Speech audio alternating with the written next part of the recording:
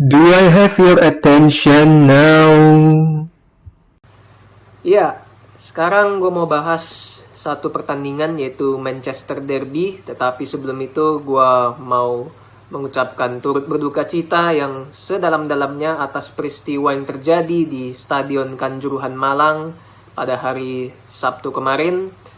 Semoga saudara-saudara kita yang telah berpulang, arwah dan amalnya diterima di sisi Tuhan Yang Maha Esa yang terbaik, dan kita semua berharap semoga kejadian ini bisa diusut tuntas. PSSI maupun dari pihak-pihak yang terkait bisa menyelidiki, membuat terang, menginvestigasi atas apa yang sudah terjadi di kejadian ini. Nah, dan gue lanjut ke topik utama yang mau gue bahas, di mana MU akhirnya terbantai di Etihad Stadium dari Man City. Turut berduka cita juga terhadap MU yang harus dibantai habis 6-3, skor yang sangat mencolok. Dan kalau dilihat dari materi pemain yang diturunkan oleh Erik ten Hag pun, gue sudah menduga bahwasannya pemain yang diturunkan itu adalah pemain winning team dia selama ugly win yang sering diraih oleh timnya, di mana Rashford ditaruh sebagai striker dan juga Varane, Lisandro Martinez duet di belakang, sementara yang lainnya masih sama saja, tidak ada banyak perubahan. Lalu di sisi Man City, Pep Guardiola menurunkan pemain terbaiknya, di mana Haaland jadi starter, Jack Grealish lagi-lagi menjadi starter di sisi kiri, dan Foden main di sayap kanan.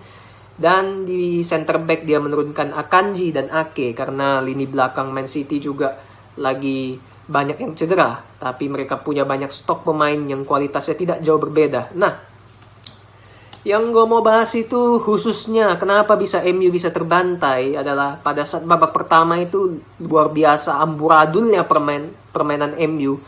Apalagi gue melihat yang gue paling sorot adalah sisi dari Spartan, semangatnya pemain MU bermain di atas lapangan babak pertama itu sangat tidak kelihatan sama sekali, mengecewakan. Makanya gak heran mereka pegang bola 3 detik aja pun gak sanggup di babak pertama. Sehingga Man City full mendominasi permainan dan melakukan tekanan demi tekanan, ancaman yang begitu banyak ke gawangnya David De Gea, sehingga timbullah 4 gol di babak pertama. Which is, kalau gue bilang, gol dari Man City itu mayoritas adalah kesalahan dari Varane, karena dia punya postur besar untuk bisa menjaga Haaland, tapi dia tidak melakukan itu.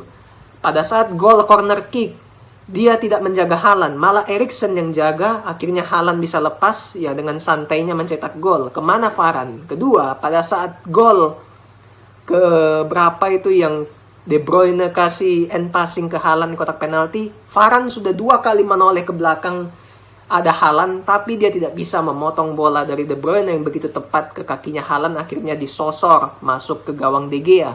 Dan gak heran Varane akhirnya diganti sebelum babak pertama selesai oleh Lindelof, yang which is penampilannya pun gak lebih bagus dari Varane.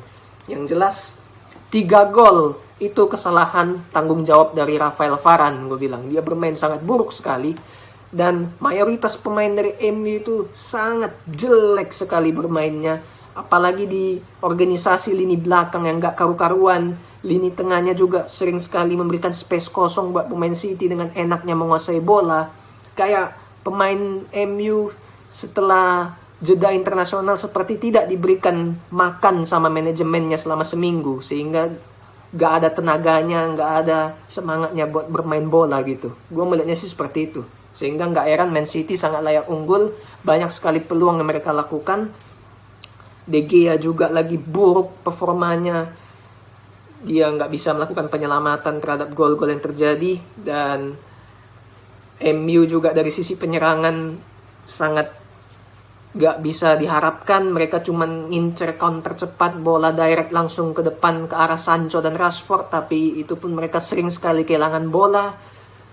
Eriksen juga kurang bagus, mainnya jelek. Kasih passing pun suka salah. Bruno nggak kelihatan. Anthony oke lah dia cetak gol dengan skillnya. Secara skill 100 juta sangat layak lah buat Anthony. Tapi selepas itu dia pun nggak begitu kelihatan aksinya. Ada beberapa momen di babak kedua dia bisa dapat peluang buat cetak gol tapi dia nggak sanggup. Alhasil masuklah di babak kedua, Erik ten Hag langsung menggampar, menampol, mentampar semua pemain dia karena mereka nggak becus di babak pertama. Akhirnya 10 menit babak kedua berjalan, pemain-pemain MU langsung ngotot buat ambil alih bola dan menyerang Man City. Tetapi sayangnya, maksudnya setelah 10 menit itu akhirnya mereka dapat lagi 1 gol hasil dari kengototan mereka. Tetapi sayangnya Man City yang di awal-awal udah unggul 4 gol, mereka sempat kasih napas. Setelah itu mereka nggak mau kasih napas lagi, belajar dari kesalahan. Akhirnya mereka kembali mengambil alih serangan dan mengepres pemain MU. Dan akhirnya Haaland cetak hat-trick dan juga Foden cetak hat-trick di pertandingan ini. Sehingga MU setelah skor 6-1, ya Erik ten Hag juga melakukan pergantian dengan memasukkan Fred, Martial, dan beberapa pemain. Luke Shaw juga masuk. Dia memasukkan pemain yang tipikalnya pekerja keras, yang tipikalnya ngotot. Karena dia melihat di babak pertama itu pemain-pemain yang dijadikan starter tidak menunjukkan etos kerja, tidak menunjukkan semangat berkobar untuk bisa bermain di laga sebesar ini. Dan alhasil MU bisa mendapatkan penalti lewat Martial, cetak gol, dan juga itu berkat karena kerja kerasnya Fred dan Martial. Dan juga dapatlah gol 6-3, MU bisa cetak 3 gol di babak kedua. Halas karena dari pergantian pemain, hasil dari kerja keras dari pemain-pemain yang dimasukkan oleh Erik ten Hag. So, ya memang gak gampang melawan City karena memang kedalaman skuad mereka dalam dan mereka mainnya itu kayak robot. Penempatan posisi pemain di setiap posisinya selalu terorganisir, selalu tepat, selalu dalam jarak yang proporsional.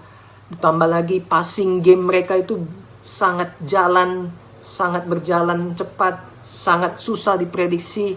Dan pemain MU itu hanya bisa ngeliatin, cuman bisa nonton doang pemain City bermain passing.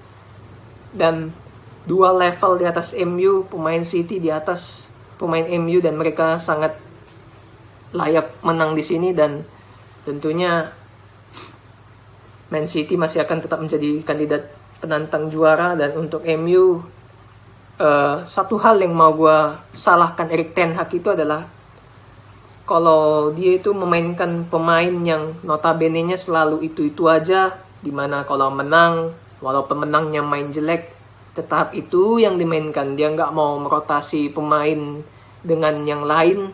Itu satu hal yang mau gue salahkan Erik ten Hag. Kalau dari kualitas pemain, oke lah. Karena memang pemain-pemain MU ini selalu terbiasa bermain dengan skill, tidak terbiasa bermain dengan sistem, dengan skema permainan yang diarahkan oleh pelatih. Makanya wajar mereka tampak masih kesulitan buat berkembang secara pemain. Tapi at least Erik ten Hag harus berani merotasi pemain yang underperform, harus berani melakukan head to head pemain di setiap posisi. Bahwasannya kalau lu main jelek, lu nggak punya semangat bermain, posisi lu bakal digantikan oleh pemain ini, pemain yang lain. Jangan dia hanya mengandalkan satu winning team yang baru sekali belum pernah kalah dan sering menang walaupun lewat counter cepat. Dia hanya main-mainkan itu. Itu menjadi kritik gue terhadap Erik ten Hag. Say goodbye to the other side.